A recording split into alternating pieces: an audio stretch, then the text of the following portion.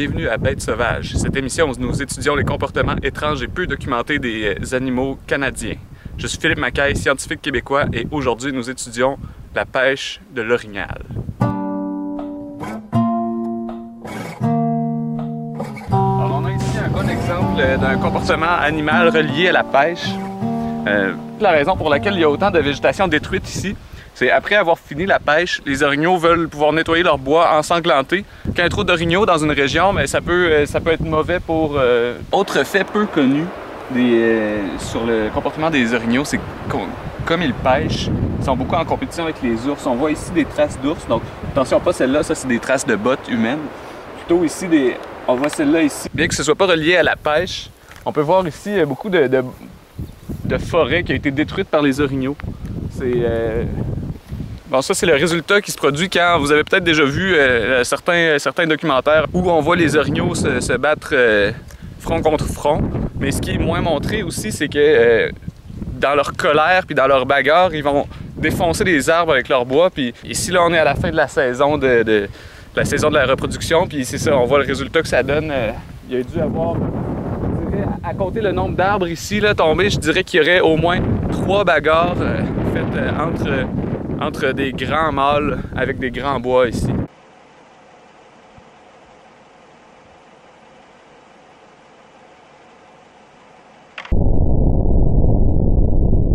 Plus un orignal mange de poisson, plus ses bois vont être grands. Donc ça fait que plus c'est un bon chasseur, plus il va avoir de... Je pense qu'on peut compter le nombre de poissons qu'il a mangé dans la saison en comptant le nombre de pics sur son bois, mais j'ai pas encore pu vérifier ça complètement. Les orignaux ne se déplacent pas en meute, mais on appelle ça... Ah, le mot... j'ai oublié ce mot-là, on le voyait dans un de mes cours à l'université, mais... Alors, les orignaux sont très friands du saumon.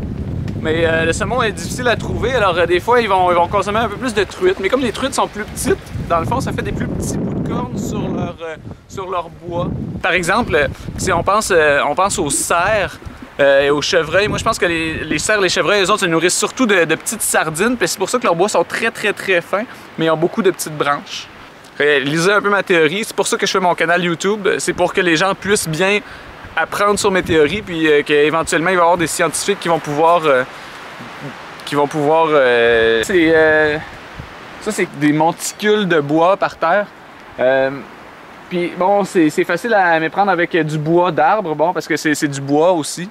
Hein? Alors, je sais pas si vous pouvez l'entendre comme il faut. On commence à s'approcher de la chute.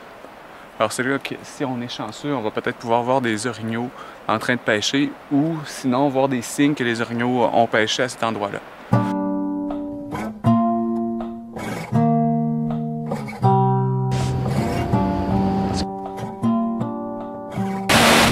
Alors on voit ici les chutes.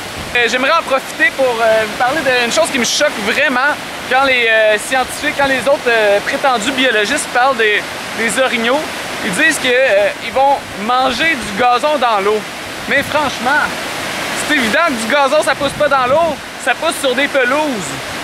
Donc, c'est pas une bonne théorie, puis c'est pour ça que... On va aller sur le bord de l'eau. Je vais vous démontrer ça dans l'eau. Ah, il est froid. Moi, je vais faire ça juste ici sur le bord, là. Donc, dans le fond, imaginez que moi, je suis l'orignal, donc ça, c'est mon panache.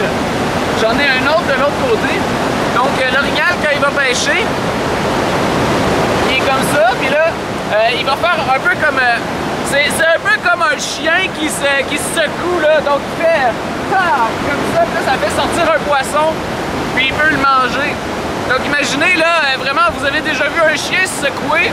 Moi, quand je regarde mon chien se secouer, là, ça fait vraiment vite comme ça. Donc, avec les deux bois, imaginez ça, là, un chien qui se secoue. 2 poissons, 3 poissons, 4 poissons. Ça, c'est un bon festin pour un orignal. Ça, c'est du purin? Non, c'est de la boîte. OK. Alors, alors, on peut voir ici des traces d'orignaux. Donc, c'est vraiment évident que ce sont des orignaux. Puis ici, comme c'est de la boîte qui est probablement qui était prise entre ses orteils ou quelque chose comme ça. Donc, on ne sait pas trop pour la boîte, mais on sait que c'est de la boîte en tout cas. Alors, ce sera tout pour l'émission d'aujourd'hui. Nous étions au Parc national du Gros-Morne à Terre-Neuve. Donc, c'est ici que j'en ai pas vu un seul aujourd'hui, mais donc, il est supposé en avoir beaucoup. Donc, quel meilleur endroit pour prouver mes théories que l'endroit où il y a le plus d'orignaux, un des endroits où il y a le plus d'orignaux au Canada.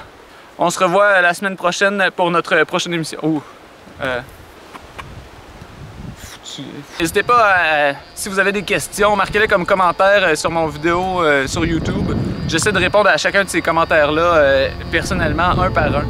Donc, allez-y, ça me fait plaisir. Vous pouvez aussi aller faire j'aime sur ma page Facebook. C'est Philippe Macaille, spécialiste en biologie, sur Facebook, en un mot.